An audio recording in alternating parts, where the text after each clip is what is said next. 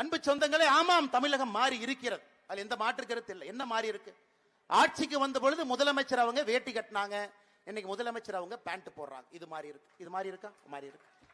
வேட்டி கட்டினவர் பேண்ட்டுக்கு மாறிட்டார். ஆனா வயசானதை காட்டக்கூடாது, கொஞ்சம் பேண்ட் போட்ட இளமையா தெரியும், முதலமைச்சர் பேண்ட் போடுறார். முதலமைச்சருடைய பேரை ஸ்பெயின்ல ஃபுட்பால் விளையாண்டு இருந்த பேரை 4.5 ஆண்டுகள் கழித்து தமிழகத்தில் சினிமா நடிகராக அடுத்த படத்தில் இன்பநிதி ஸ்டாலின் கொண்டு வந்திருக்கிறாங்க. 4.5 ஆண்டுகள்ல இது மாறி இருக்கிறது. உதயநிதி ஸ்டாலின் அவர்கள் அடிக்கடி அவருடைய சமூக வலைதளத்தில் பார்த்தீங்கன்னா அவருடைய நாயோடு சேர்ந்து புகைப்படம் எடுத்து போடுவார். மக்களோட எல்லாம் புகைப்படம் போடவே மாட்டார். காலையில் நாயோட மட்டும்தான் போடுவார். ஒரு கருப்பு கலர் நாய்.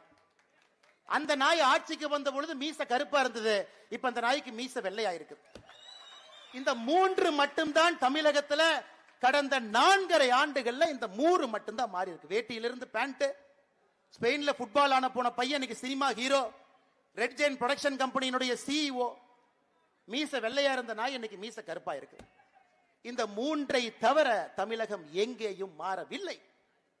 கொலை காடுகளாக, நகரத்திலிருந்து கிராமத்து வரை ஆணவ படுகொலைகளாக, பார்க்கின்ற இடத்திலெல்லாம் 8 திக்கிலும் கூட மக்கள் மாண்டு கொண்டிருக்கின்றார்கள். முதலமைச்சருக்கு அதை பத்தி கவலை இல்லை.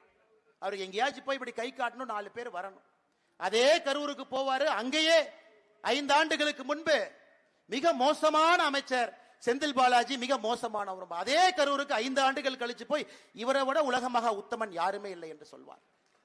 இன்னைக்கு இதெல்லாம் தாண்டி மக்களுக்கு நல்லது செய்யுங்கன்னா, இன்னைக்கு மருத்துவமனைக்கு செல்லக்கூடிய பொதுமக்களை நாம யாரும் நோயாளி என்று சொல்லக்கூடாதாமா, மருத்துவ பயனாளி என்று சொல்லணுமா? என்னையா விஞ்ஞான கண்டுபிடிப்பு? நோயாளின்னு சொல்லிடாதீங்க, மருத்துவ பயனாளி.